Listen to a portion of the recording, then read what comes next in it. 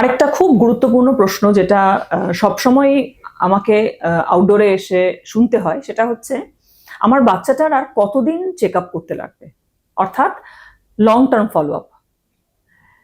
দেখুন, বেশ কিছু হার্টের অসুখ আছে যাদের আমরা অনেক সময়ই বলি যে তুমি কমপ্লিটলি কিওর হয়ে গেছো, অর্থাৎ তোমার আর ভবিষ্যতে চেক আপের দরকার নেই।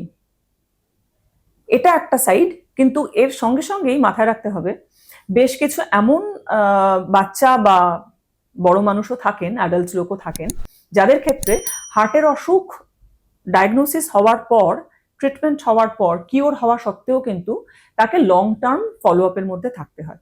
অর্থাৎ 1 বছরে একবার বা 2 বছরে একবার একটা রকম চেক আপ করতে হয়। কেননা বেশ কিছু ক্ষেত্রে আমরা আশঙ্কা করি যে একটা হার্টের অপারেশন বা একটা হার্টের ইন্টারভেনশনই কিন্তু যথেষ্ট নয়।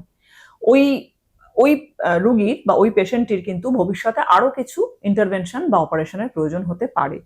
সেক্ষেত্রে এবং যদি কোনো অনগোয়িং প্রবলেম থাকে তাহলেও আমরা বলি যে হ্যাঁ, চেক আপ চালাতেই হবে।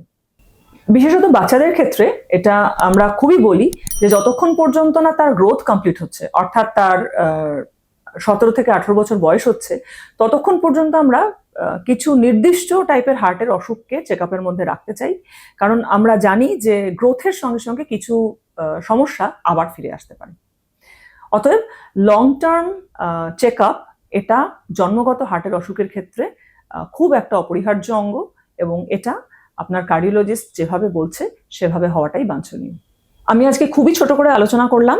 যদি আপনারা আরো কিছু জানতে চান বা আপনাদের মনে যদি জন্মগত হার্টের অসুখ বা বাচ্চাদের হার্টের প্রবলেম নিয়ে কোনো প্রশ্ন থাকে, তাহলে আমার কমেন্ট বক্সে লিখুন। আমি চেষ্টা করব সেগুলোকে নিয়ে আবার একটা নতুন ভিডিও তৈরি করব।